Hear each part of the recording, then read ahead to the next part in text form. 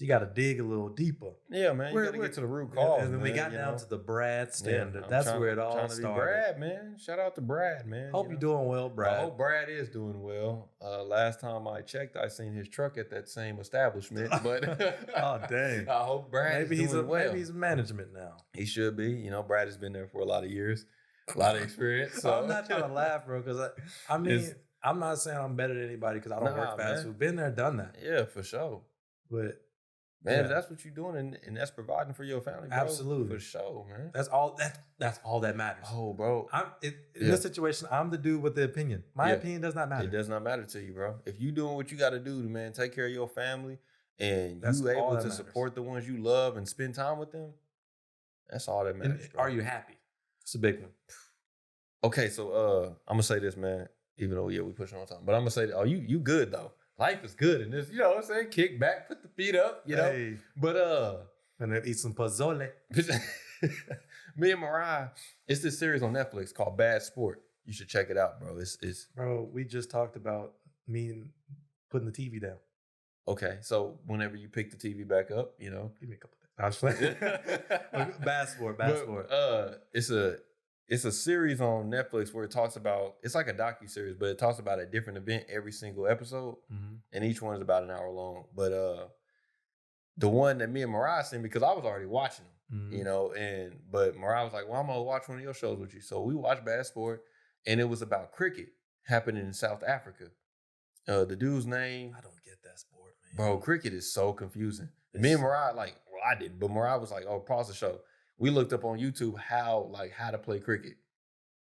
Like they throw it weird, but then he hits it, but it never goes really far, and they let it roll. It's just, how do they score? Oh, it's crazy, bro. And then, you know, cricket is like a prestige game. Yeah. Cricket is not some baseball is a lesser game. Yeah, baseball is a lesser game. Like cricket is like polo.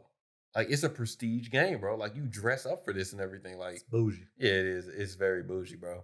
And but anyway, this dude was on there, and like I said, like I'm getting to this because we was talking about what matters to you. Mm-hmm. This dude on there, I'm talking about he's like the Michael Jordan of cricket. Yeah, he's like the guy. His name was Hassan something. I can't remember his last name, but he's like the man in cricket, and he got caught up in fixing games. He was betting on his own team. Yeah. Oh, if he was betting on his own, was he losing on purpose? Oh. Yeah, rigging games, fixing games, bro.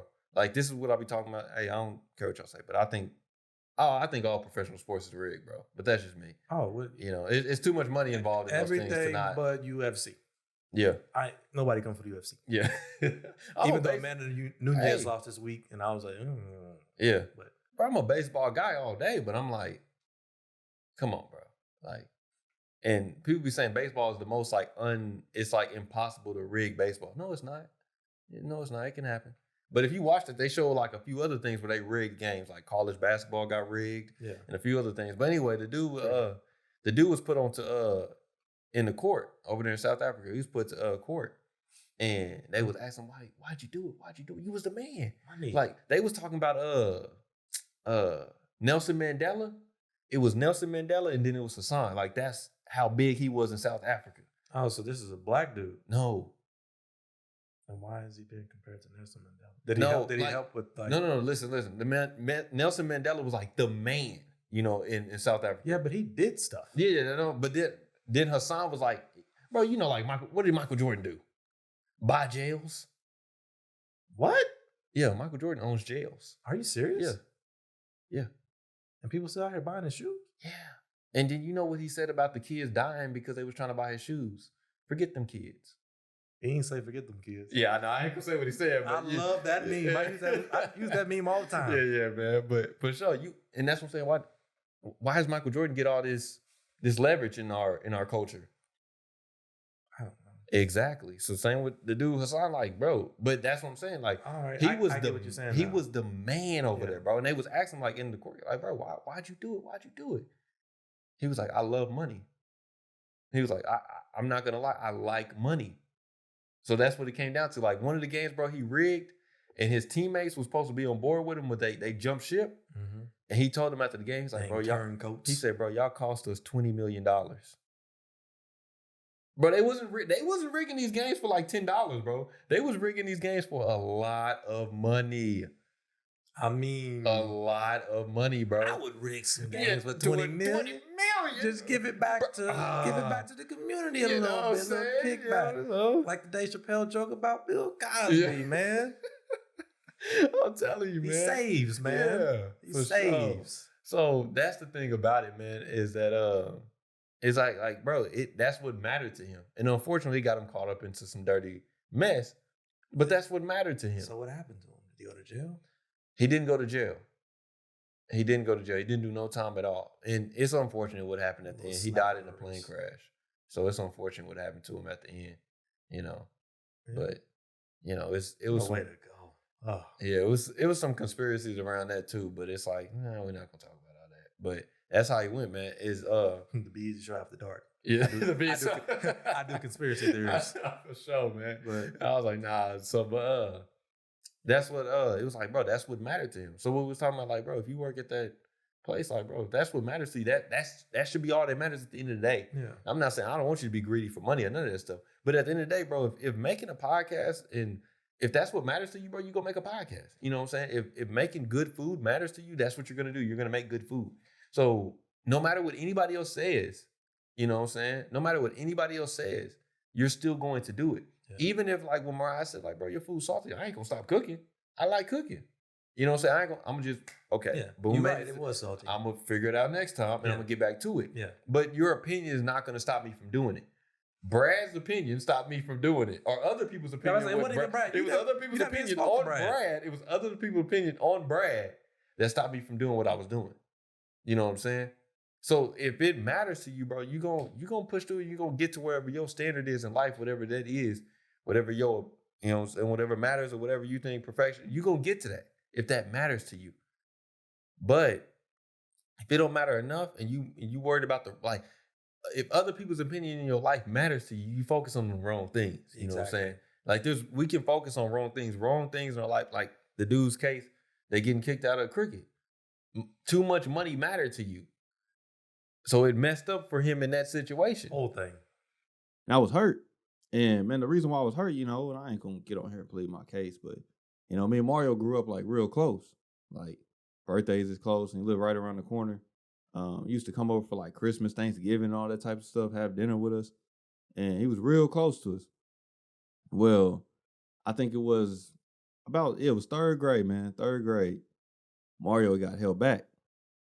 Mario gets held back and lives just go like, yeah, you know, they go completely different. I had like fully went into like sports, and you got to have good grades to be in sports. So, you know, I had to keep up with school. Mario went the other path. You know, after he had failed the third grade, things started like, he stayed up and he graduated from like high school and everything, but like school wasn't the main focus after that. You know, it was other things that was taking his interest. And man, it just made me think like, bro, that don't make no sense. My pops had called me, man, and he had got emotional on the phone, and we on there talking. And pops had told me like, man, I wish I could have done more. And I was just like, nah, man, you can't say that about yourself. You know, we did what we could. But I was just like, trouble, bro, because what that got me was that there was opportunities that I had in my life that I took for granted because those were just everyday normal things that I had in my life that I never thought nothing of. But other people didn't have those same opportunities. Like Mario living around the corner, you know, he didn't have the same opportunity. You know, I had mom and dad, and a lot of the things like that, being held accountable. Like his mom is working double shifts and everything, you know, stuff like that. So, you know, it's just him, his mom's and sister. And I'm like, man, it's a tough situation. A lot of times it's him and his sister. Pretty much, man. You know, because mom's trying to do what she can to provide for them. And I'm like, man, I was just thinking, and one of the things, man, we was out there in Florida, and I was just like, bro, this is ridiculous. Like, it was a part of me. I told this to Mariah that I couldn't put it in words when we was out there in Florida until last night.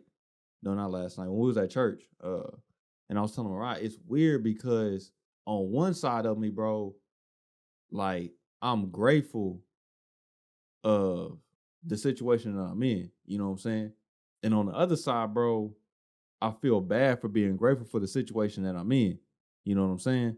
Because I'm like, it's not even that, you know, I understand you got to play the hand that you dealt, but it's like with life, bro, it's like, bro, there's people that literally like, they look like you and me. They our age and they grew up in the same environment, but they wasn't exposed to the same things we was exposed to. You know what I'm saying? Like we go out there to Florida, bro. I see things in Florida that you'll never see in Oklahoma. You know, we went on this little it was like this little canal, like riverboat, where they took you around. They showed you these $1 million houses on the water, fancy stuff, telling you about like what these people do for a living and stuff. Like it was just like stuff that we was exposed to, seeing the ocean and everything, and how we went on the cruise. We down there in Mexico, seeing stuff out there. It's just stuff that you'll never see if you stay just within Oklahoma City. You know what I'm saying? Mm-hmm. And you take on this mindset to where you think that this is all there is. So find yourself into situations where, you know, it's like, I wanted, you know, I don't know the whole situation went down, but I'm like, bro, it couldn't have been that deep. You know what I'm saying? Oh, no, it didn't sound like it. It couldn't have been that deep to go to that extreme. To go to that extreme. Yeah. To where now, like, somebody's facing a murder charge that's gonna take the rest of their life. That's gone. And then a young black man. Yeah, gone. He's gone. Gone, man. And now your mama and your sister and your niece, they all wonder. And for what? For what? I'm like, I can't speak to that situation because I don't have all the details. Yeah. I don't really know what all went into it, if threats were made, stuff like that. But at the end of the day, I don't think anything could have justified, you know. Yeah. Either him trying to take other dudes' life or him, you know. I don't know, man. I don't really understand that either. I always wonder about it. Like, man, we went to the same school. Yeah. Like, I know you. Mm-hmm. When you hear stuff like that, like, I know that person. Yeah. And that's what they doing now? Mm-hmm. It's weird. And I get what you're saying, like, with the survival. It's survival's guilt. Yeah. Is what it's survival's guilt, whatever you want to call it. That's what it is. But I don't know, man. I didn't know him at all. So I've never had to really deal with, you know, losing a friend. Yeah. And like, you know, just like gun violence and stuff like that. That's tough, man. And it's like, for one thing, man, one of the things I want to say for sure, man, rest in peace to Mario, man. And I've been praying every day for like his mom and his sister and his niece. You know, I pray nothing but the best for them, especially in this upcoming year. J. Cole, man, he had in this song, it's called Cold Summer. He had in the song, he said, he was talking to, he was like, well, he was rapping, but I guess in the sense he was talking to his mom. He was like, they said if my next album flop is back to the post office, both of us, you know, because if his next album don't do nothing, then yeah, you're going to have to go back to pretty much the 9 to 5. Yeah. But he also said at the end of, because that was before he dropped Born Center. Mm-hmm. Then at the end, you know, at the Born Center for sure, he did numbers. But at the end of Forest Hill Drive, he was like, man, I don't care if this album sell one copy. He was like, we did this.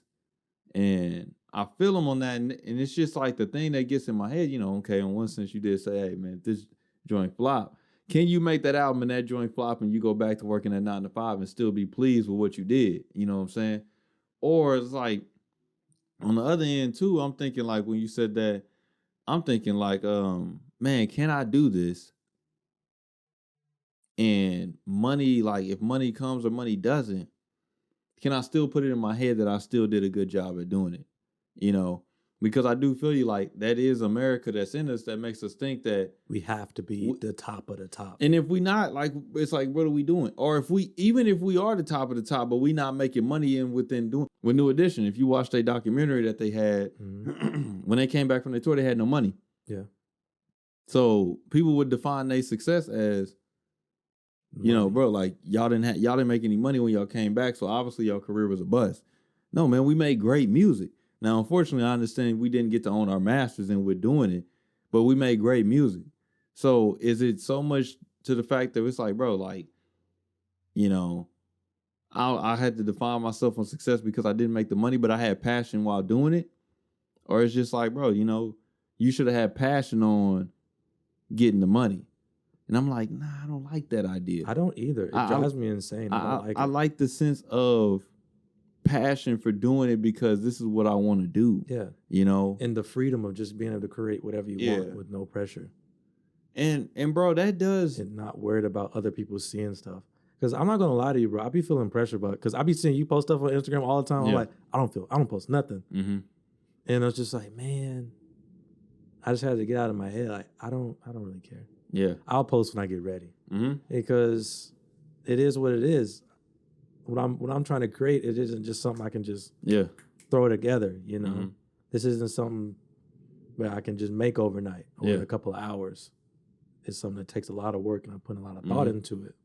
And then when I present it, I'm done with it at that point. Yeah. But I mean, it's even like in things like soccer, bro. If you're a goalie, you end up you give up 2 goals in the game. It's a wrap. What? The whole town hates you. They about to tear you up, man. So it's things like that. Like you've been going hard all season, mess up on just one game. Yeah, give man. Up 2. That's what I'm saying, bro. Is that it's things like that that's gonna test your belief in yourself. Like I said, you've been going hard all season. And it's like what the cup game. It's like the last game in this tournament or whatever, and you give up 2 goals, bro. They about to kill you, man. Smells at the cup game. It's the cups, right? They do cup series. I think so, bro. I watch ESPN. I'm just messing with you, man. I watch ESPN, man. With you, you know what I'm saying? I think it's cup series though, but I feel like that's more NASCAR when I say cup. I thought, you thinking Stanley Cup, which is which is hockey. We was talking about that because of believing in yourself. Like when it comes to sports. Or whatever you doing, man. It's not just sports because it's times like you on the job or you got some project that you doing and you mess up on that project. Like, bro, that's gonna test your belief in yourself. You're like, man, I may not be able to do this. You know what I'm saying? Because boy, I had one of those moments at work. Give it to us then, man. Man, it's a lot. I gotta translate it. Yeah. Because I was using this automation framework called Ansible AWX. This Ansible AWX Tower. Okay. Basically, it's working with Linux hosts to be able to automate certain tasks. Mm-hmm. And I was trying to make it to where it would accept an encrypted key. I would have to take let's just say the password is password. Yeah. I would have to figure out a way to take that password, encrypt it, which is basically just jumble it all up into it like a secret code, and then pass it onto like a remote host. So I had to figure that out, and it was hard. Mm-hmm. I had to learn how to encrypt the key, not the key, but encrypt the password. Yeah. Figure out how to pass it, create the key to decrypt it, and then figure out how to receive it. So I had to do all that, and it took me a day. Yeah, which is that's a lot of hours. Mm-hmm. When you kind of put like hours into it, like, oh man, it takes forever. But right before I figured it out, I was like, man, I don't know if I can do this. Mm-hmm. And I found this article. My job is a bunch of Googling. I wouldn't doubt it, man. The better you are at Googling, the better you are going to be at tech. So I'm just diving through a bunch of Google articles, and I found this one that was in Spanish. I was like, down my alley. I was like, all right, thank you, Carlos. Yeah. I got Carlos hooked me up. And I read the article, and there's a certain way you have to format the key for it to be able to be accepted. I was like, got it. But I was real close to this. You're like, you know what, man, I can't figure this out. Like, I could be doing something else with my time. Mm-hmm. And that's how you kind of get into the lane. Like, is this what I should be doing? Yeah. Is this what I should be doing with my time? Mm-hmm. You start doubting yourself. Because it's not working out the way you thought it was supposed to go. Yeah, it's a little harder than I thought it was going to be. Because you go on with a lot of confidence because I done did this before. Mm-hmm. I built a whole Ansible playbook framework last summer. And it was easy. Mm-hmm. But this one little thing, it's just like a feature on AWX. Yeah. That I just could not figure out. Yeah, man. But encryption... AES. Yeah. I always wonder if we got somebody that's technological that be listening to the podcast. They'd be like, he talking my language. Maybe. Man, my sister, if she would listen, I can't do all that, bro. And I don't be out there fronting like I can. And I know I can't. Like, that's the thing with hooping now. Like, I'm not trying to prove to a coach or anything like, hey, bro, put me in the game. Like, bro, I know. There are no scouts here. There's no scouts, bro. I know my strengths and I know my weaknesses. I know I'm not a three-point shooter. Yeah. So you won't see me shooting threes. I know I can get rebounds and make layups. That's what I'm gonna be doing, bro. But dudes out there chirping, I got the ball up top, and they kept saying, hey man, he can't dribble, he can't dribble, he can't dribble. You know, so after the first time, I was like, I'll just pass it. Next few times, I pass it. But then one time, I don't know what it was, man. I don't know what they've been saying this all game. Hey, bro, he can't dribble. Sound like the ego incoming. It was coming up. I guess I like suppressed it as much as I could, but now it's bottling over. I gotta let it out on y'all, man. Yeah. And you know, like when I do fast breaks, I can dribble because I'll beat people out like when it comes to running with them. So I don't really have to like cross you over and none of that stuff. I just gotta outrun you. But so I'll be in my head like, bro, what y'all saying? I can't dribble. You know how many fast breaks I got? But I was like, all right, man. You know, you want to see I can dribble? I get to going. I'm over there trying to do my whole thing, but lose the ball out of bounds. Lose the ball out of For bounds, what? man. Then I told you he can't dribble. I told you. Boy, if you don't get, you just proving that point. I told you this dude can't dribble. That's all I'm doing, bro. Next time, give me the ball, man. I'm out there trying to do it again. I'm like, nah, bro. After that second time, I had lost. I was like, you know what? I'm gonna just get back to my game. Did y'all win the game? We won the first two, lost the second two. So I went 2-2 for the day, which is all right, man. But yeah. So they was talking heavy, and I remember like my strength. One of my strengths, I know for sure, is getting rebounds and making layups. So like if you start trying to get me off of that, now I'm really like I might get a little mad. But so this dude out there, I ain't gonna lie, he was bigger than me. You know, we about the same height, but like as far as weight wise, yeah, he was way bigger than me. And he kept saying, man, all you gotta do is just put a body on him, bro, and he can't get no rebounds. But he was putting a body on him and I was still getting rebounds. But, you know, dudes, you know, me, like I don't like to call fouls because I know dudes start, oh man, he just fouling, you know what I'm saying? He ain't big and he down there crying and everything. So I don't like to call fouls. And he was fouling me hard though, man. Like I'm out there getting banged up, man. I don't see how you do it. It's ridiculous, man. I mean, you letting people kick your forearm. Yeah, but exactly. I would be on the court fighting. Yeah, I would be fighting. That makes sense, bro. But like, I know what I signed up for. I signed up to play basketball. I didn't sign up to be beaten. Yeah. Nah. So yeah, that's why I know. I feel you on that. You're right. I'll be getting heated. Yeah, I know. But I mean, it's a part of I didn't sign up, but I know it's a part of the game out there. You know, it's a part of it. It's either like start shooting threes so you don't have to be down low worrying about none of that stuff, or that's just the game you play. Hey, bro, you got one more. Oh, man, you got one more foul. Yeah, man. Same thing happened today. I went to go hoop again today. And I go out there and it was pretty much the same thing dude was saying, bro, just put a body on him, but I kept scoring and everything. And I got to driving home after I dropped my little brothers off on Sunday. I got to driving home and I was like, bro, why am I out there trying to prove to these dudes that I can hoop or I can do something? Like, why am I out there trying to prove to these dudes that I can do this, man? And I was just sitting there in my head like, bro. It's your ego. I guess so, man. But I was just like, you remember what we was talking about with like the Brad situation and all that, bro? Like, bro, I don't have to prove nothing to none of y'all, bro. At all. I don't have to prove nothing to nobody. And this is also like the bad side about it is because. But you're competitive at the same time. You bro, can't help it. I am, bro. But this is the thing though. I was me and Mariah was watching this cooking show, The Ultimate Bride Master. It's this show based in South Africa. And they call it bride, but it's barbecue. But their word for it is bride. BRAAI. Where are you watching this? Netflix. You watch some obscure stuff, man. Yeah, man. It's cool, man. The Ultimate Bride Master, bro. I like cooking shows, though, for sure. So I do, too. Anything with cooking shows, I love them. Like, I'd also, like, if you haven't seen The Final Table, bro, on Netflix, watch that joint. That joint is good, too. And I think another one's like the Ultimate Barbecue Showdown. That stuff got to get past La Casa de Papel and Ozark. You watch Ozark? Man, somebody on my Netflix is watching that joint, bro. Ozark is phenomenal. For real? I've been watching Ozark since the first season came out, the first year. I have to check it out then. Ozark is phenomenal. Man, I have to check it out. On me. It's top shelf. And it's about to be the last season like ever. So it's just 4 seasons. Mm-hmm. So it's real good, man. I might have to check it out because I just told Mariah today I'm tired of watching shows that only got 1 season.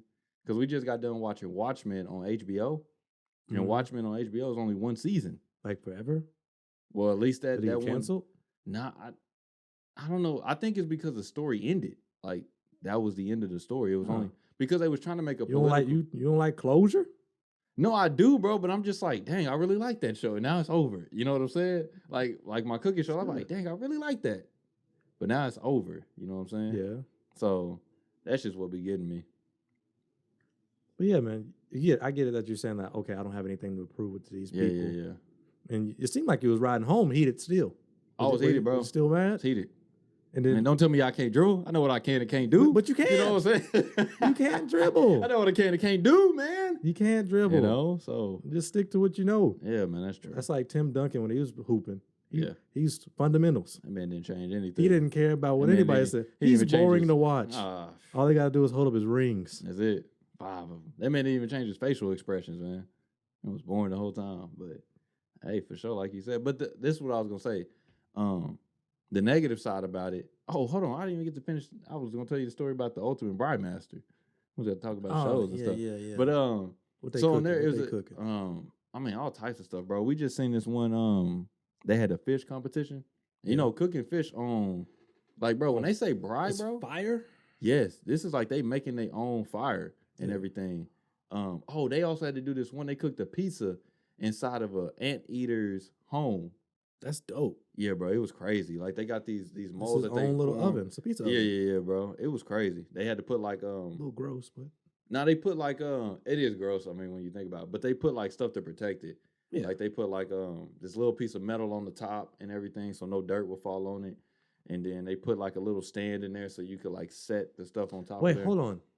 Wait. You said an anteater what? An anteater's home. Like they build these little molds or these little caves above ground. Really? Yeah. It's ridiculous. It wasn't a termite mound? Nah, bro. In the show, they said an anteater. I didn't know they built. I thought they lived underground, but it was this little cave that was above. It was a little cave above ground. It was like off the ground. It was probably like maybe 2 feet off the ground. All right. And it was big enough to fit at least one pizza in there. Yeah, I didn't know that. And they in there fanning it and trying to keep the fire up and stuff. Yeah. And it was dope, man. They do some dope stuff. Like they didn't have to like make fish, like make their own fire and then cook the fish on top of there. And they making the whole fish. They not like these ain't little fillets. And are they having like fillet their own fish? They gotta do a fillet, a whole everything, man. It's I suggest they you on watch that cooking. It's cool, bro. It's cool. They really cooking. Yeah. And but it was this one on there where they do a bunch of different like little my fault OG. But they do a bunch of little like side competitions on there. So one of the side competitions was they were supposed to cook with the judges. Because the judges are like these prestige chefs. Yeah. So they were supposed to cook with them. And one of the chefs, he was kind of like laid back. He was like, I'm just teaching y'all stuff. You know, I'm gonna just teach y'all how to do it right. Because these people they not professional chefs. Some of these people they want to get in home type dudes. They want to get into becoming a full-time chef, but they do other things, you know. And this other dude was like, I'm gonna just teach y'all how to work in a kitchen environment. Other dude came in, bro. He was like, no, bro, we out here to win. I don't know what y'all on, but like y'all better do it right and y'all better do it like this and get it done on time and stuff. And I was telling Mariah, like, bro, like you can tell, like as soon as he got into the kitchen, he a full competitor, man. Full competitor. But I'm just like, bro, even with them being competitive, because you could tell the way he was talking about it, he was like, nah, bro, like, I wanted to, like, prove that I could do this. You know what I'm saying? The way he was talking about, he didn't, like, literally say, like, bro, I wanted to prove that but the way he was, like, talking about his stuff and everything, like, bro, I wanted to show y'all, like, yeah, I'm that guy, you know? Yeah. And I'm just like, bro, it's cool on being a competitor, but, like, why am I trying to compete just so I can prove to you that I can do it? Shouldn't I be proving to myself? Like, that's the only thing that matters. To me, I think the only person I need to prove to is God, and that's it. You know what I'm saying? Because that's a work in progress. That is a work in progress. Clearly. You know what I'm saying? Yeah. That's a whole lifetime. But other than that, it's like, why would I need to prove it to anybody else? I don't know. I've been wondering the same thing. And for me, I want people to know I'm smart at times.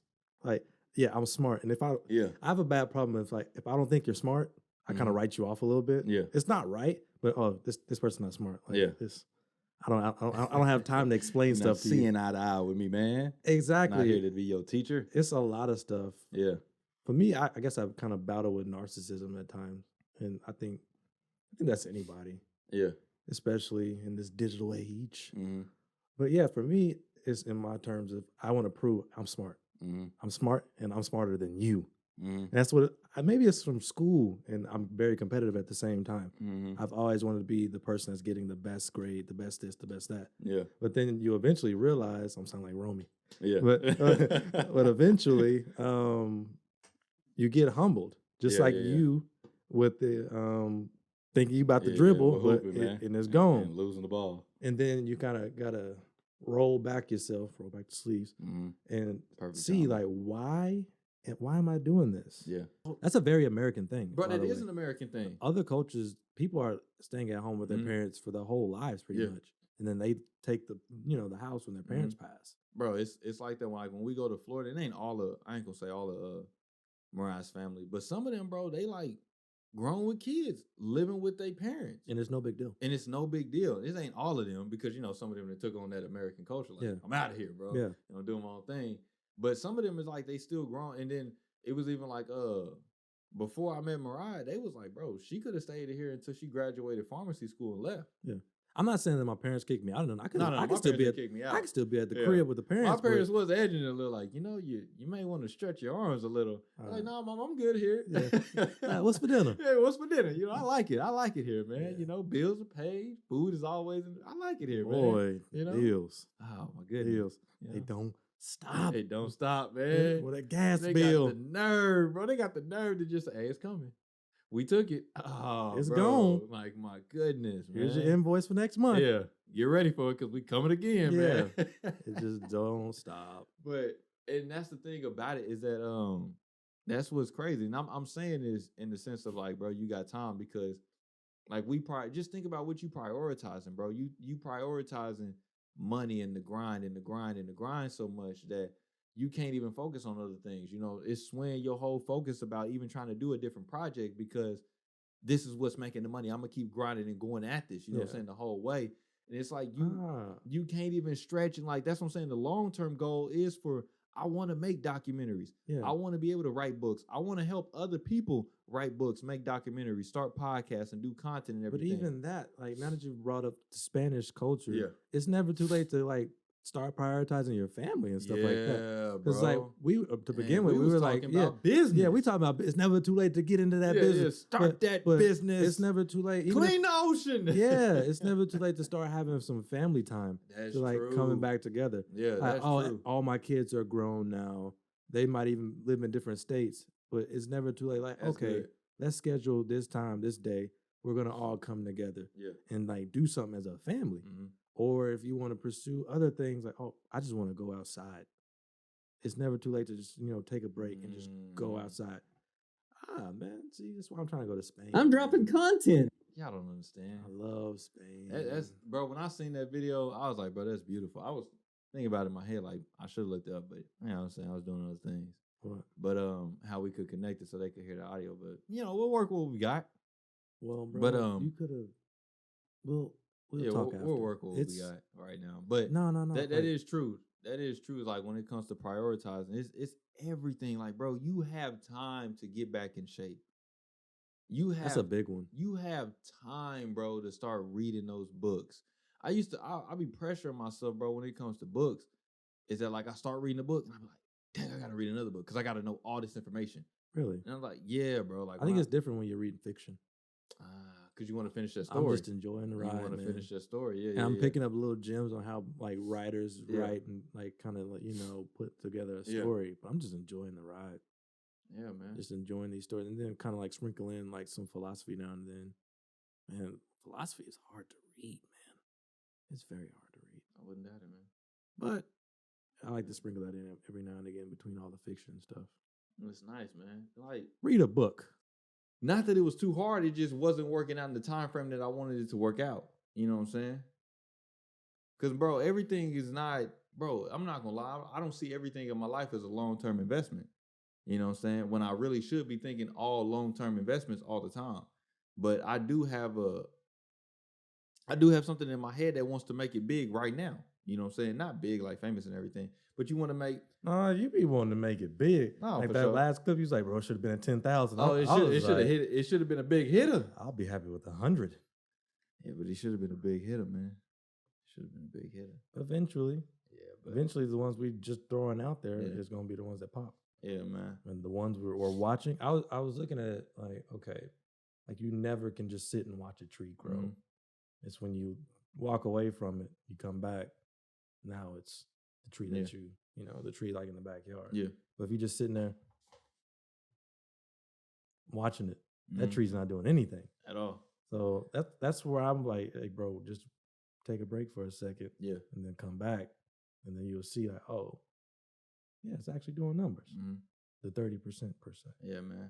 And then like another thing too is like what you're saying though true. There's this thing I heard one time, and it was like, man, when it comes to like your kids or your siblings in our sense, you see your siblings, well, not now, but we did. There was a point where we saw our siblings every single day. Yep. Lived with homies, and you couldn't really see homies getting older, and then like their birthday would come over, you like, well, but why are you referring to your little brothers as homies?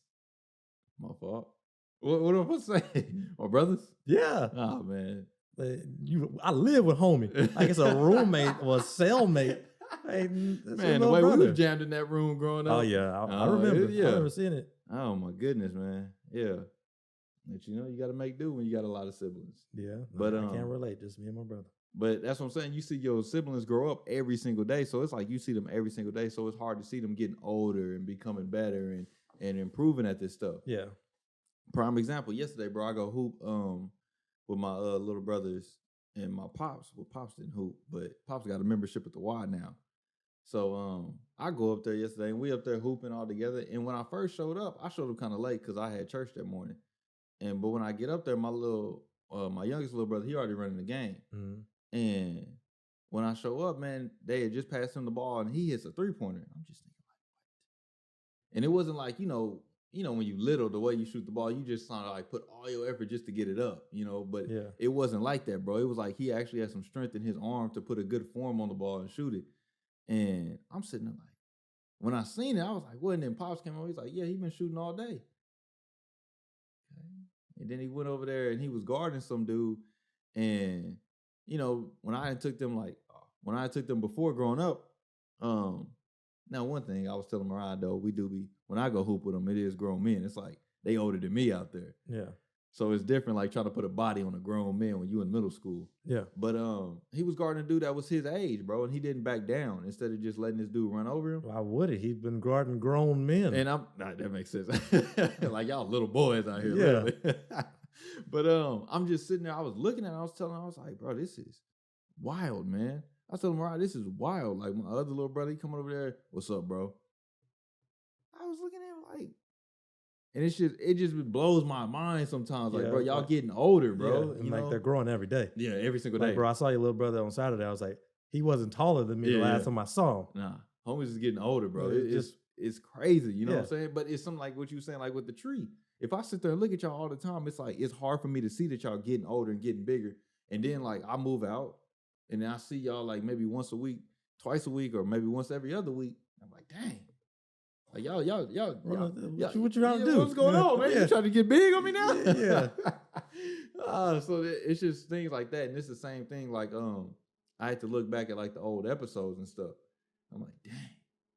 You came a long way, bro. In a very short amount of time. In a short amount of time, like, bro. we haven't been doing this podcasting thing for a full year yet. No.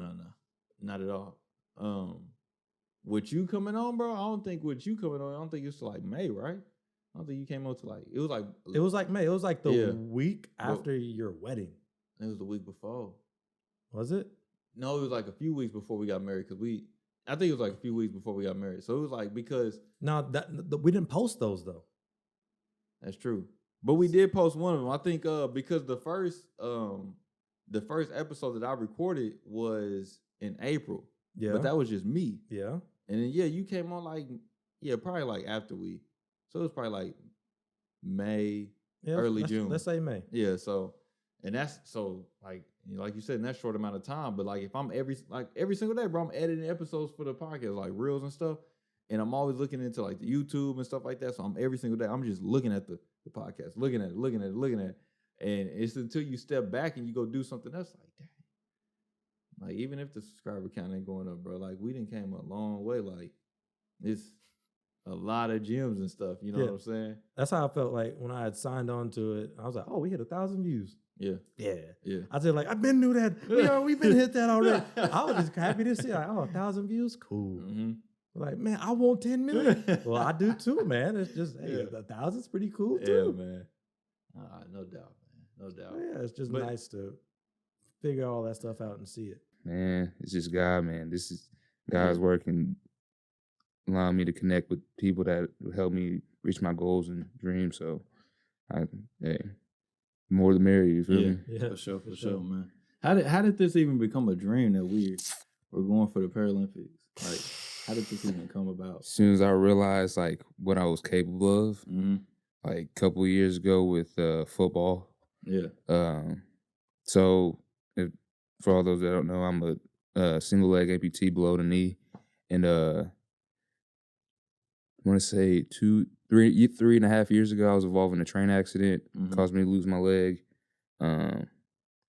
But I mean, I didn't really know about the Paralympics until I would say 2 months after the accident. I had a former Paralympic runner, Roger Green, coming in the hospital, visit me, and, you know, told me like all these things about, you know, life after, you know, as an amputee. So I mean, at first I was like, you know, just depressed at the moment, just, you know, kind of just all over the place because I didn't know.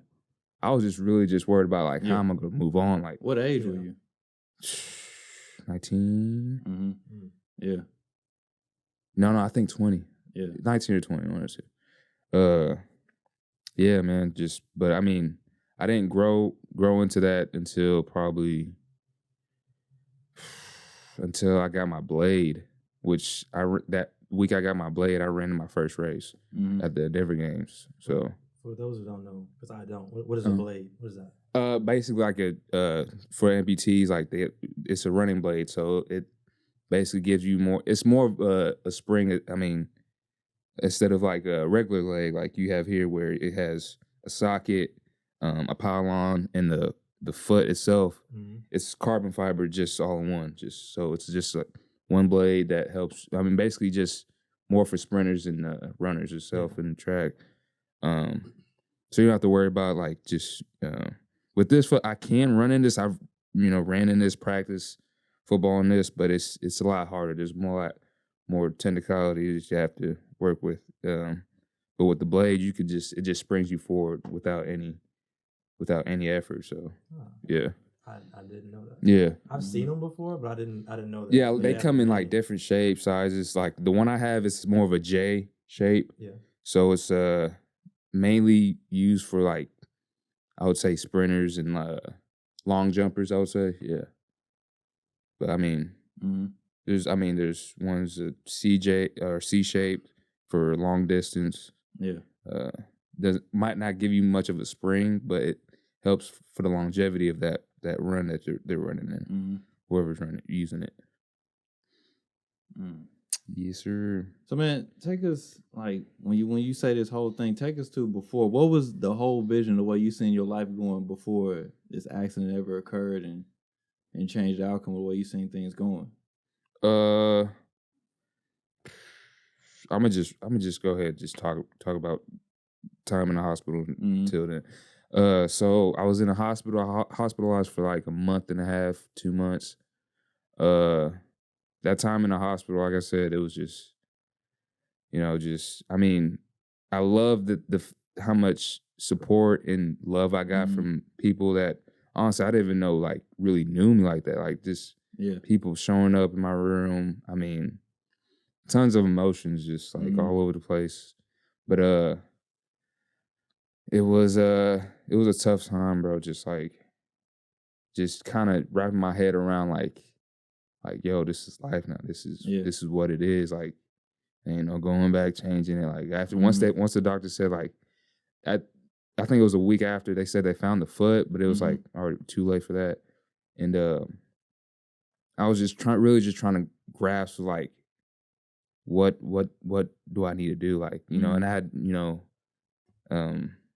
Roger Green come talk to me about life after, but I was just all in my head, but I'm not trying to listen to all that right now. Like I'm lost right now. So the stay in the hospital was tough. There's a lot of ups and downs. I went through 8 surgeries total. Yeah. The first 2 was just, reinserting my skin and the stump itself. And then I caught an infection. So this is 3rd surgery. They had to cut my limbs shorter. Another, I want to say 3 more inches off. So I'm now stuck with like, left with 6 inches of my stump, the rest of my leg.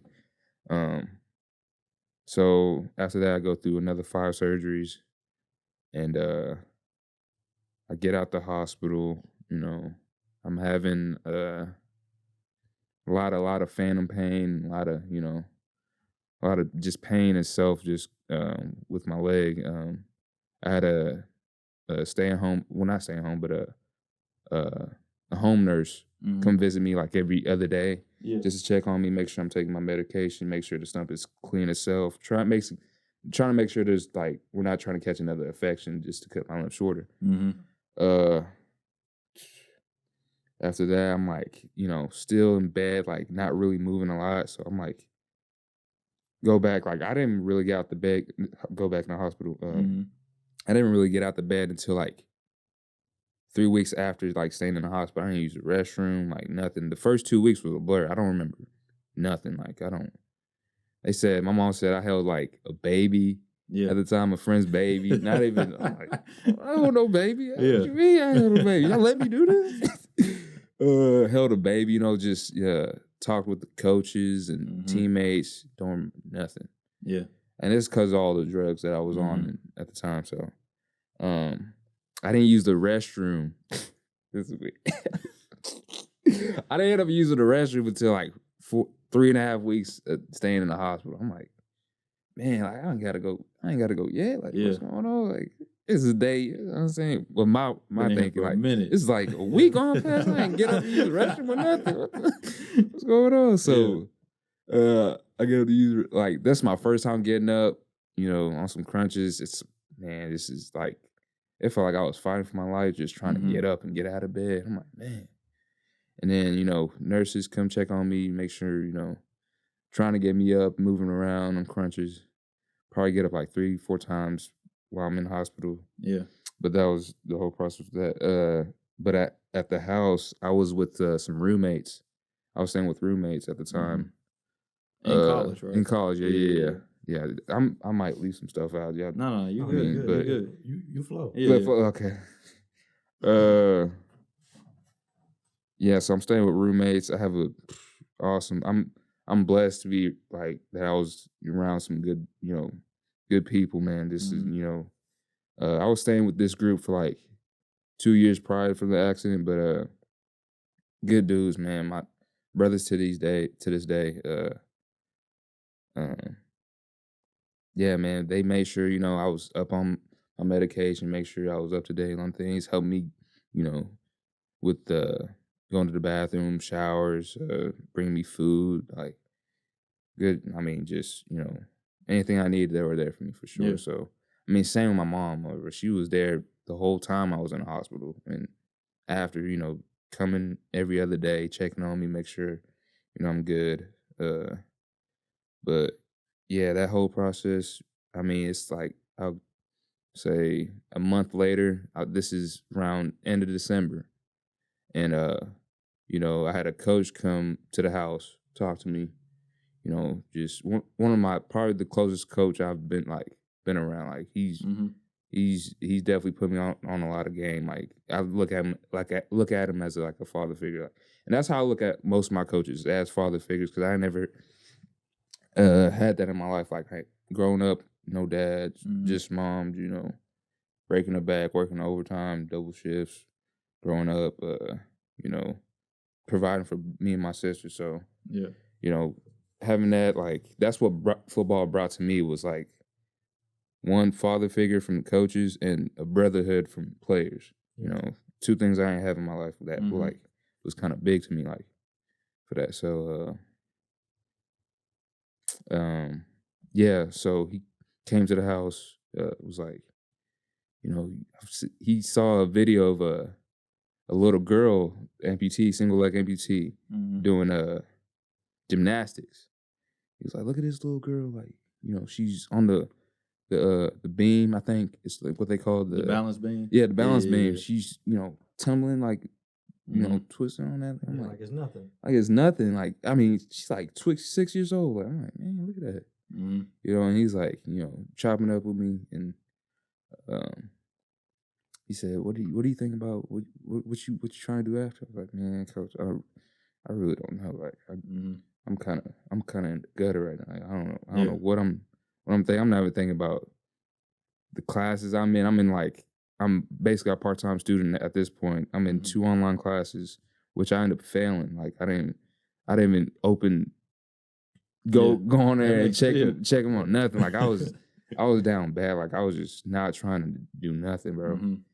And he's like, you know, I think you could probably play some football, bro. Like, I mean, hold on, you wasn't playing football before? Yeah, I was, yeah. But like he's saying, like, come back to football. Like, oh, okay. Yeah, at that time, he said, I think you could come back to football. You ever thought about that? I was like, man, coach, I don't even know. Like, I mean, it sounds good, like, but I just don't know right now. And so a couple weeks go by. My bad. A couple weeks go by, I'm like, man, I really need to make like a move. Like, I can't just sit here all depressed like every day. Like, it's every day. Like, this is around New Year's. I'm like, man, I gotta do something. Like, bro, this ain't it. Like, I can't just be pity all my life and just look for handouts and like people to come to me, like, try to cheer me up and stuff. So I'm like, man, let me just try to go back to football. So at this point, I'm still on the crunches. Stump's healing properly. You know, I'm going to my doctor visits and, you know, saying everything's going good. Bone bridge looks great. Everything's going how it should be. So I'm in the healing process is on track. So I go back to football after break. This is after winter break. And I talked to my head coach. I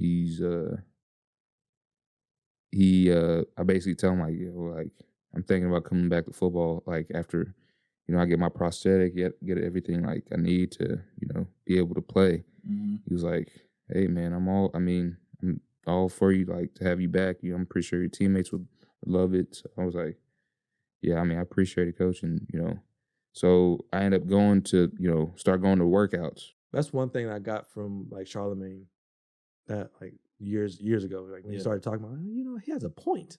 Actually has a point. Like, in the Black community, we don't actually take this mental health stuff seriously. I think we would be in a different place if we actually did. Like, you know, we've been through some stuff and it does affect you mentally and we have to address it. And I think that's what our generation is starting to do now. Even to build off of that though too is like, because we learned about this in psychology. Anxiety is like the grand thing. So anxiety is like saying I live in the United States. Okay. But if I go tell somebody from a different country, yeah, I live in the United States, you know, or if I even tell somebody in the United States, you live in the United States. Okay, but where do you live in the United States? I live in Oklahoma. Okay, but where do you live in Oklahoma? Well, I live in Oklahoma City. Okay, but where in Oklahoma City? You know, you got to keep breaking this thing down. So if you just say you got anxiety, why do you have anxiety? You know what I'm saying? So you can't just say like, yeah, you can say that I have anxiety, but I have anxiety because, you know, I've never really been good with money growing up. So now that I'm on my own, you know, money, it deals with me sometimes because am I going to always have enough to cover all the bills? And it always comes from a certain place. Yeah. And you have to first admit that you have this thing. That's true. And then you start to break it down to get to where, okay, this is why I have it. And kind of realizing like that. Like me, I didn't have certain things growing up. So now I have abundance of them. It's just like simple stuff like socks. I didn't have a bunch of socks because it's my fault that I have a bunch of socks. Because when we was growing up, I wanted Nike Elite socks. Oh my goodness. Parents wasn't finna pay no $14 per, you know. One pair. Yeah, one pair of socks. Don't fault my parents, but that's what I wanted. Yeah. It's just I only wear Nike socks. So I only had a few of those Jones. So you best believe now I got a full drawer of socks. Bro, we was wearing 2 socks at a time. 2, 3 socks. And my parents, I was on the same, like now I'm in the same boat as them. I wish I would. I remember the black sock and then the white sock under on both. I'm like, I'm looking back at it now. Like, so dumb. Idiotic, but. You should wear shorts underneath their pants and stuff like that. I stopped doing that. It's just the thing. Those are the values that I had to branch out and get rid of this because this is dumb. Bro, you said something big, bro, that we cannot skip. Admitting that you have a problem. Yeah. And it's not like a bad thing. Yeah. We all go through things in our life that stick with us and that have a negative effect on us mentally. It don't matter if you're white, black, Asian, doesn't matter. We all go through things and we carry it. And you have to be able to admit like, this is what happened and this is why. Yeah. And now I can start healing about it. And maybe you have to forgive yourself and stuff like that. Man, bro, I'm not going to sit here and lie like it's easy. It's not easy. Oh, my gosh. It is not easy to admit that you have a problem because then you start to look at yourself different. It's like, I ain't going to lie, when I was first smoking weed and I was smoking and everything. You know all the positive stuff they say about weed now and how the media represents marijuana. Like when I was first smoking, I was like, okay, this ain't a problem. And I remember my mom told me one time, she was like, bro, you addicted to this. Yeah. People, they don't like to admit that they're addicted to it. Like, bro, if you can't go a day without this thing, you're an addict. Yeah. And and even if you don't even like, you make it a whole day and you don't smoke, but it tugs you. Yeah. And you have to fight against that tug, you got a problem, bro. You're an addict. You got a problem, you know? And I know we can justify our problems as if, you know, this ain't, I need this in my life to do X, it's Y, not Z. heroin. Yeah. Yeah. I mean, you can justify it, but I remember, bro, when I first tried to quit, like actually like, oh, you know, I'm done with smoking. It ain't benefiting me. And like I said, went them first few days, I was smooth, bro. And I remember one day, like just, I don't know what it is, bro. Cause I had a routine. I would wake up, go smoke. I had woke up and like I said, I went a few days without smoking. Was fighting the urge to do it and I was good. One day I just woke up, bro, went straight to the spot where I smoked and I was rolling up without even thinking about it. And I already had it lit and smoked and I was like, your brain is crazy. I was like, bro, you supposed to be done. You thought. Yeah, that's you thought. You thought. Your brain was like, hey, man, I've put up with this for a long time. Boy, if you don't get... You thought. Yeah. That's what I was like, oh, okay, this is a problem. Yeah. And it wasn't until I started finally admitting like, yeah, this is a problem. I started doing research about it and everything. That's when I started to learn more about marijuana and stuff. I was like, oh, yeah, this is really a problem. Yeah. And it wasn't easy to, I didn't even want to admit it to my homies because, you know, all my homies were smoking. But I was trying to tell them like, yeah, bro, I'm not really feeling smoking no more. And I remember how first they was looking at me first, like, what you saying? Like, you think you doing something different than what we doing because you don't want to smoke now? I was just like, nah, bro, I don't want to smoke anymore. And I was like, bro, y'all not bad people. I ain't judging y'all, none of that stuff. But as far as me, I don't want to do this. And it was hard for me to even open up and say no to them. Just say no, like, nah, bro, I don't want to do this. Because I didn't want to admit, like, hey, bro, this is a problem. And I feel like when I'm around, this is a problem that we have. Yeah. You know what I'm saying? And one of my homies, man, he texted me the other day. And, bro, mind you, I didn't try to help my homie out several times. And he know who he is. I didn't try to help him out several times. Like, trying to feed him with plugs to get job opportunities and things that he want to do. And try to slide. Like, I got people, like, people in my family that's trying to do that's doing what he's trying to do. So I gave him the connections. I was like, bro, this is what they told me that they did to get into the field that they in. This is what you should do to get into that field. He was like, nah, I don't want to do none of that stuff. All right, man. So then he texted me like a while ago and he told me that he was going to do something to try to get some money. I was just like, bro, I don't approve of that. You know? But to tell my homie, like, this is one of my homies, like, growing up, like, we've been together our whole life. You know what I'm saying? Like, same neighborhood, running and butting heads together and stuff like this is my homie. Just to tell him no, bro, like, nah, bro, I don't agree with what you're doing. That was tough. Because I had to start realizing, like, bro, it was tough for me because I had to start realizing, like, bro, I ain't like you said, you got to forgive yourself. But I was like, bro, growing up, yeah, some of your homies was the problem, bro. Yeah. Like, your homies was the problem. And since your parents probably saw that a mile away. I mean, been there, done that. Yeah. And it's like early on, like, for some reason, our homies knew more than everybody. Yeah, we just didn't listen to our parents. Yeah. I'm trying to think if I didn't have that problem. Yeah. But I was more of a loner. I guess that was kind of why I didn't have to But go even through within that, bro, you feel peer pressure to keep up with the culture. Because you was trying to wear multiple Nike socks. And oh, absolutely. It never got to the point where I was out here smoking. No, thank you. But, oh, yeah. The Nike socks, wearing the shorts and all that, yeah. Yeah. It's just, you think it's a fashion thing. I'm thinking more so on like the detrimental type of thing where you can lead yourself. I wasn't going to end up in jail because I was wearing, 2 Nike socks, Granted, I never did because, like, bro, I had like one packet of Nike socks that was just in rotation. I'll tell you, man. And it was what, 6 in the pack? Yeah. Yeah, I already man. know, man. I already know. I needed black ones because I didn't want the white ones to get dirty. Yeah. I remember once Christmas, man, I sacrificed gifts for some Nike socks, man. I just need some elite. I have never owned a pair of elite socks in my life. I never got to them. One pack. It was, my parents got me a 3-pack. Mm-hmm. It was a red pair, a green pair and a black pair. I recall. Boy, I wore them things out, man. I wore them things out, man. Are those even a thing anymore? I don't even think they a thing no more, bro. Y'all kids don't know nothing about them elite socks. Midwest City, I came out with their own elite socks. Mm-hmm. You remember what the basketball players used to wear and stuff? Yeah, I'm like, hey, why was that? I'm trying to think now. Why was that a fashion? It was just socks with like the little white lines dots in the back, man. But man, those things meant everything. Oh boy, I'm telling you, what? You had some of them on. They you was tell a man. Nothing, man. You was I'm finna pull all of them. I'm finna get all of them. I got my cargo shorts on. Yeah.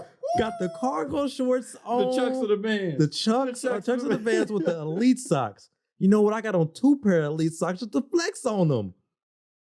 Dumb, bro. We in 7th, 8th grade just thinking we clean. Clean as all can I've be. been my pin drop is on point. I got my cat daddy down. Like, bro, it's just all that. I'm telling you. Yeah, it was crazy. Nah. Yeah. Nah. But nah, it's been I did have to realize like and then if you try to do something different, you'll get shamed. Bro, you remember when I came to school with the pink pants on, the white t-shirt, and then a jean jacket? I was I know what you're talking about. shamed. Yeah, I remember. Shamed. It was like, bro, it was you. It was like, it was you. He was like, bro, I done lost my homie. He was like, I done lost my homie. He gone now. He dressing like Westbrook. Like, bro, like, I'm just trying to try something different, man. Yeah. You just woke up one day and it just hit you? Yeah. Like, it'll just, it's, I'm actually writing poetry about it. Bro, do you not ever go through that?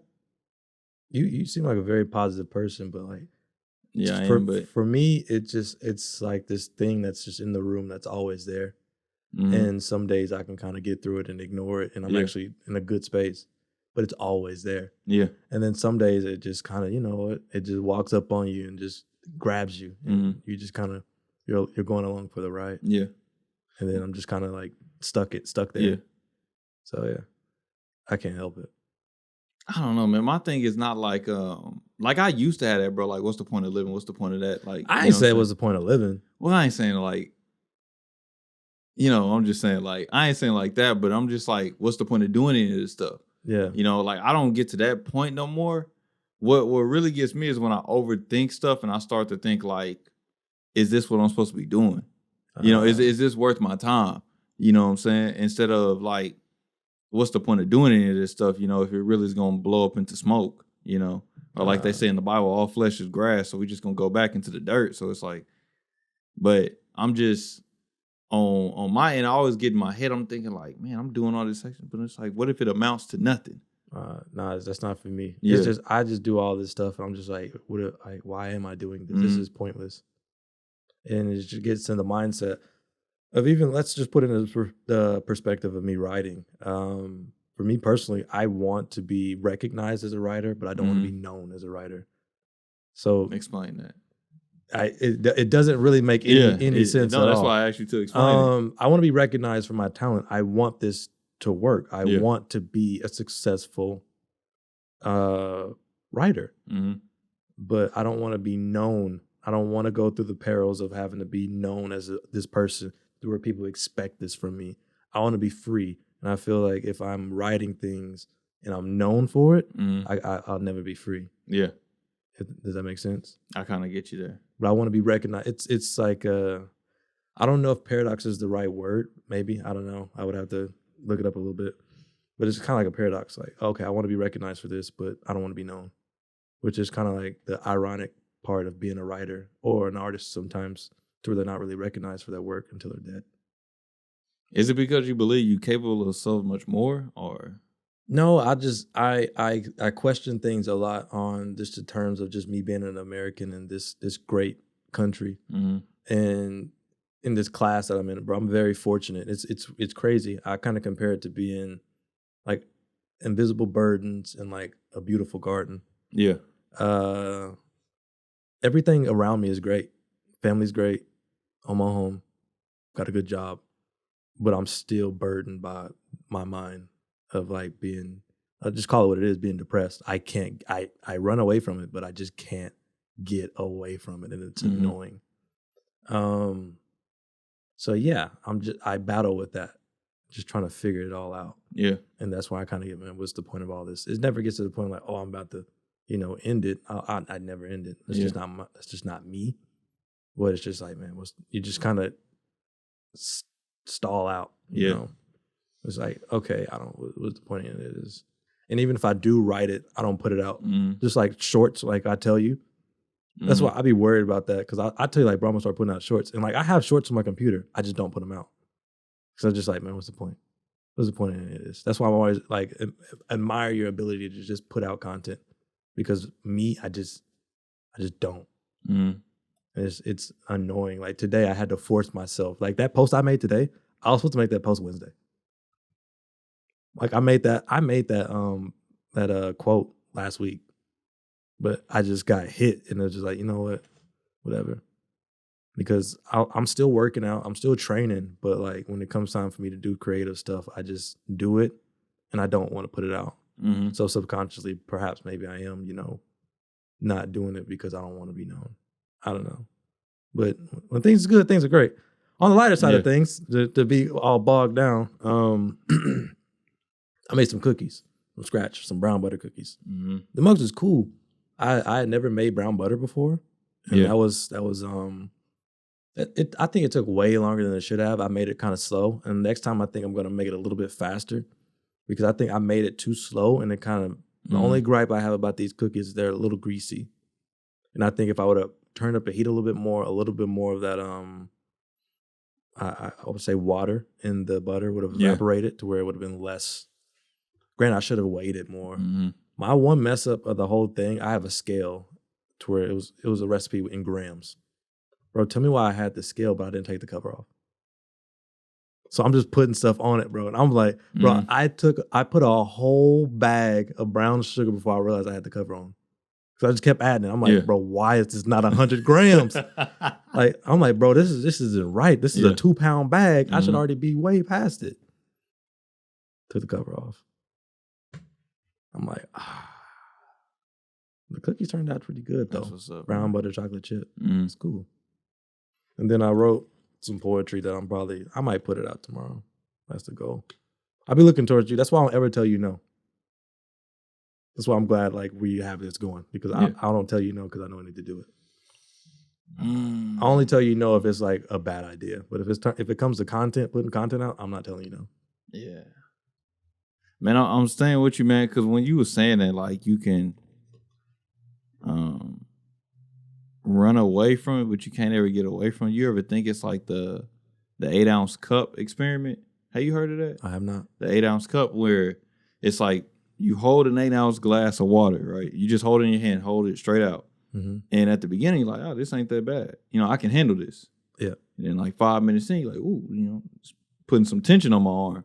And it's like after an hour, you're like really struggling. And then after like 6 hours, a half a day, and then a full day, it's like, bro, my arm is about to give out from holding this 8-ounce glass of water. Yeah. When it was the same 8-ounce glass of water when you started holding just a minute, it hasn't changed. It's still 8 ounces of water, but since you've been holding on to it for so long, it's gotten heavier and heavier and more impactful in your life. You know what I'm saying?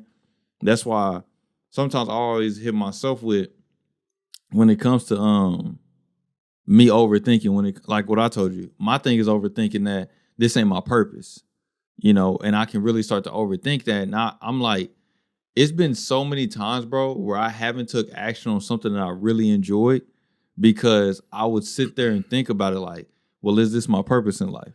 Yeah. So I never take action on it because I'm like, I don't think I should be doing X, Y, and Z. Okay, so like one of them, bro, like I really love to cook, and it really brings joy to me, man. And there was one point in my life I wanted to go to culinary school. I mean, you still can. Yeah, I still can for sure. And like I want to. Bro, I really have a passion for it. And I really want to learn like the ins and outs. Like the thing about like at the beginning, bro, don't get me wrong, like folding over fudge at the beginning, like, yeah, it's a laughing because it's a rookie mistake and I did it wrong. Yeah. But it does bother me because I'm like, dang, bro, I would really like to know more about this stuff. And I would really like to know more like when I served Mariah food, the other day I made her, we just made some breakfast. That's it. I just made an omelet It had like tomatoes, bell peppers. Are you making French omelets or are you making American style omelets? American style omelet. But this is the thing though. I called it an open omelet this time because listen to me. So I made the omelet and I cracked 3 eggs, right? And I was gonna use half of it for me and then half of it for Mariah, so 2 omelets. But somehow I got in my head, I just poured the whole thing into this. So all 3 eggs was in that one pan. Yeah. I said, dang, that wasn't how it was supposed to be. So instead of like folding it over with the stuff inside of it, I just cooked it like that and then put the ingredients on the top. Mm-hmm. And when I served it to Mariah, I told her, like, man, we got... Why didn't you just fold it then? What you mean? Just fold it at that point once you put the ingredients on top. Fold it. Yeah, I know, but I was like, nah, because to me, I started to do that, and I know it's still the same amount of eggs. I know it's still the same amount of eggs no matter what. But then I was like, you know, I might as well just not even do that. Just set the food on top. So Mariah got half. I cut it in half, and Mariah got one half. I got the other half. And when I served it to her, I told her, like, hey, man, this is an open omelet with tomatoes on top, bell peppers, onions, and all that stuff that I put in it. But it was me. There's one side of me that would like to, like, yeah. I could have, man. Done. What's you said a French omelet? What's a French omelet? It's, I don't know how to explain it, but I know how to make them. Yeah. You remember those omelets that you would give us in school, and it was like real nice and light and fluffy, and then it was like super yellow. Yeah, I know what you're talking about. Those are French omelets. But think of it better than like it coming out of a plastic bag. So what's an American omelet? Just like burnt? No, in my opinion, yes. Yeah. They're overcooked and they're heavier. A French omelet is going to be lighter. I know what you're talking about. Yeah, the way they make it and prepare it, they fold it and all that type of stuff. Yeah, I know what you're talking about. It's not quite like the Japanese omelets, but it's like a French omelet. Those are the ones I like. Yeah, that makes sense. And because they're kind of like still kind of, let's just call it what it is, kind of gooey in the middle. Yeah. That's what I like. I'm thinking them is like the ones that they served us on the cruise ship because that's not, we didn't get like the omelets we make at home growing up. That was not what they get. No. And it wasn't nasty. I'm not saying like it was nasty. It was real good, man. But the way they prepared it, no. The I guess it'd be a French omelet, or I guess you could say a Japanese omelet. But the way that they made it, you know, like most American omelets, or I just say the way I did it growing up, you mix it in the bowl and then you just pour it on the pan. Yeah. And then you just let that whole thing sit on the pan, and then you put your stuff inside and then you fold it over. Well, the way that they was doing it, they just did some eggs, and then the eggs covered the whole thing. Yeah. Like, of course, they mixed it up in the bowl, and then when they poured it in the pan, it covered the whole thing. Yeah. Set your ingredient. Well, they flipped it over first and set all your ingredients inside, folded up, and gave it to you like that. But it wasn't how we would make it at home. Like you said, it was that light, fluffy, and it was a real light yellow, and it was fluffy and everything versus letting it sit longer like how we would normally do it. So, but the ones I've made, I rolled them. Yeah, like you throw it in the. We're talking about cooking. Right? Let's go. Like I'll cut it, and then you whisk it up, and then you add a little bit of cold water, and then you throw it into the pan, and then you agitate it enough. Just keep agitating, agitate. Let it, let the proteins do what it do. Then you spread it out for a little bit, and then you start to let it bubble up and cook a little bit. But before it starts to lock up, you start folding it and rolling it up, and then that's what you got. And if you want to add cheese in the middle, you can, and then meat and all that like that. You have you whisking this in the bowl before you put it in there, though, right? Yes, and you whisk it up for a good amount of time. You don't want to overbeat the eggs, but you want to whisk it up more than you would for like an American style omelet, because you want it to be very airy. So you want to get a lot of air in there. That way, when you throw it out into the pan, it can do what it do. Yeah. That way, it's not super dense. I don't like American style omelets. I refuse to eat them. Well, until I watch something to learn how to do that, I won't give you an omelet then. Yeah, I got you on that. But see, stuff like that. See, I get fully interested in that, bro. Yeah. Like, I like that stuff, and I like to hear about that, and I like to know, like when I be telling Mariah sometimes, like when we making food, because we eat a lot of rice and we eat a lot of pasta, and I be telling her, like, man, Mariah, we need to balance this out more, and she be asking me, okay, so what do you want to balance out with? I be like, honestly, I don't know, because I don't really know, like, this will balance out with this, and this food will do this for you, and that stuff, and I'm like, bro, I would like to learn about that stuff. But I always tell myself when I start to like try to get more into like culinary arts and that type of stuff, I always tell myself, this ain't my purpose. This is a waste of time. This is a waste of my time. You know what I'm saying? This ain't my purpose. Like, I'm just cooking so me and Mariah can eat something for dinner or for lunch or for breakfast, whatever it is. But I was like, this ain't really my purpose. I'm like, but Why does everything got to be about your purpose? That's the thing. You remember what I was telling you? Like purpose, it cripples you, man. Because a lot of us think like if we not working within our purpose or we not doing something that aligns with our purpose, we shouldn't be doing it at all. That's just me. That's just me. I'm sure there's more people like that, but for me, man. Nah. I'm like, I'm finna watch a TV show. I'm finna work out because Taekwondo is not my purpose. Mm-hmm. It's not my purpose. I genuinely think my purpose is to be a writer. Yeah.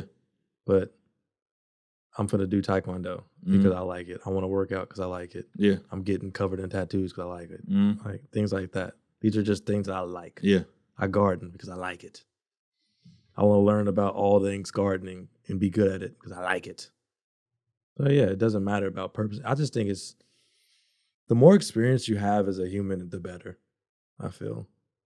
The more things I can be experienced, the more I can be exposed to different things, the more I'm able to interact with my fellow person. Mm-hmm.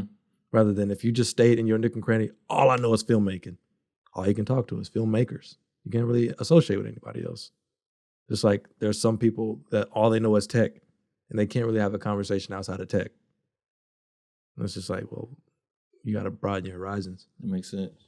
That makes sense. And that's what I'm saying, man. It's like, you can't let it cripple you. You can't let it cripple you. And that it literally like, so what you were saying, like getting back to the example about the water cup, man, is that for me in my head is that I'll overthink it. So that's me holding the glass is that I'm overthinking it. And like at the beginning, I'm like, oh, this ain't that bad. Yeah. Like, oh, I can think about this some.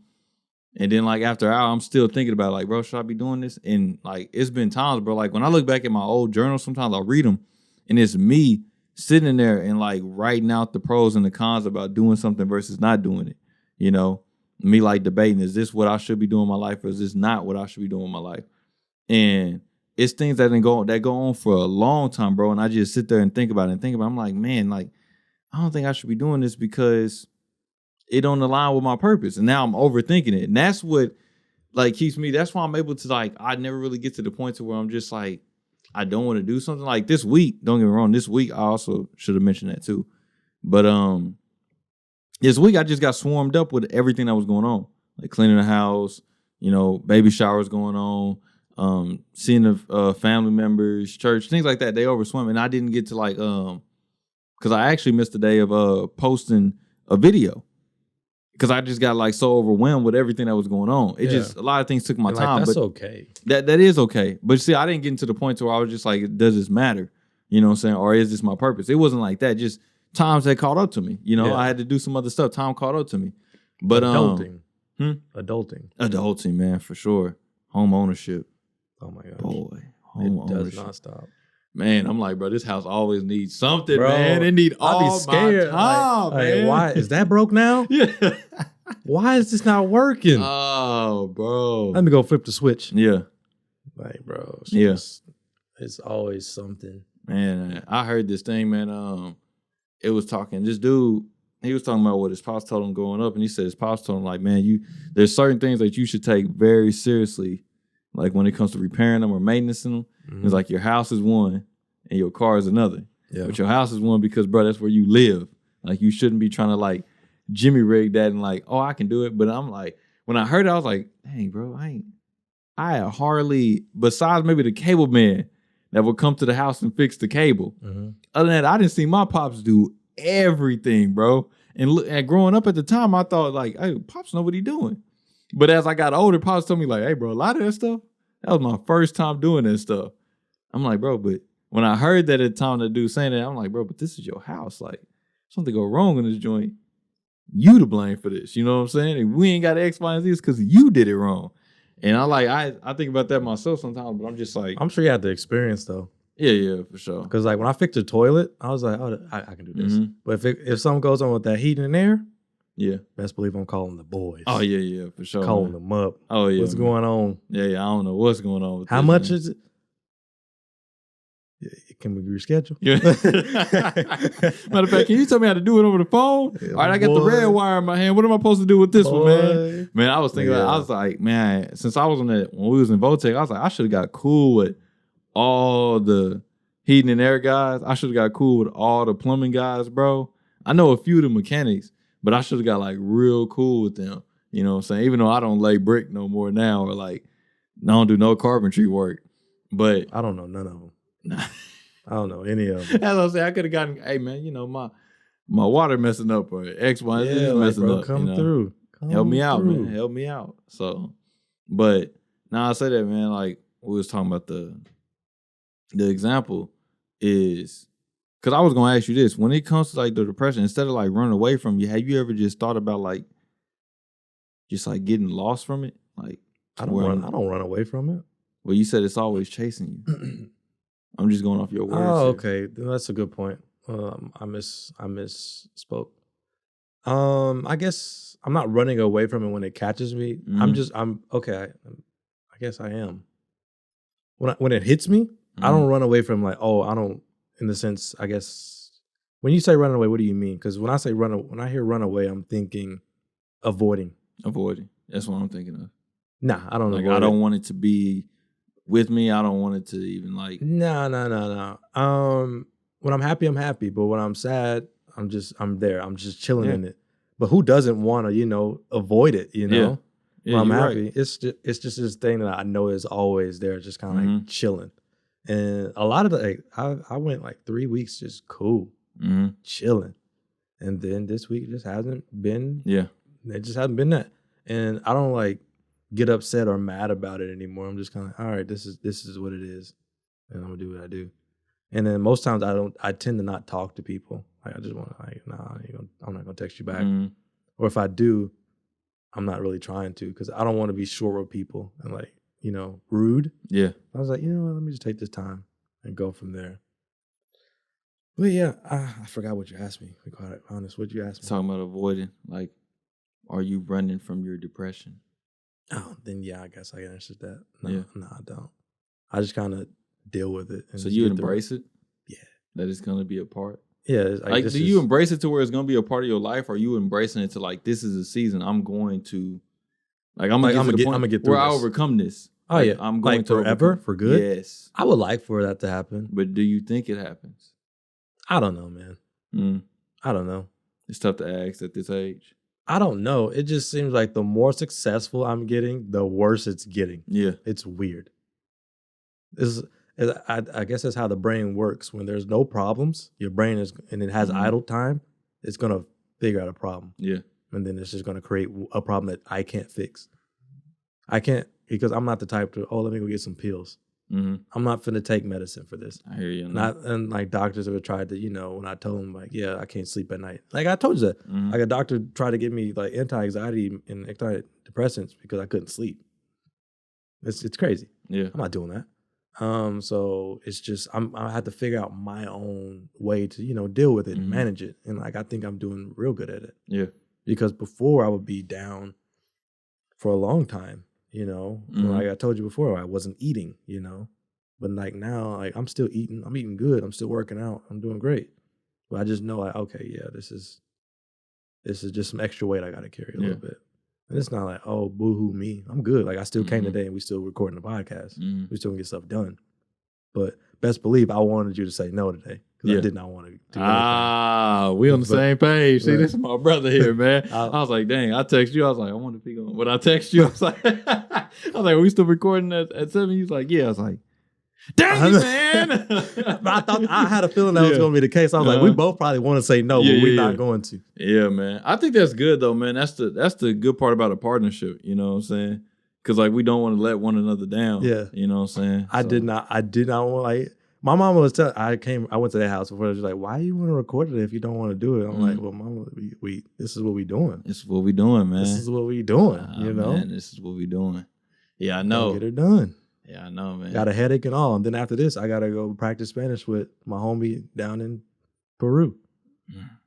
So it just keeps going, even when I'm, down bad. I know. It's like, it is what it is.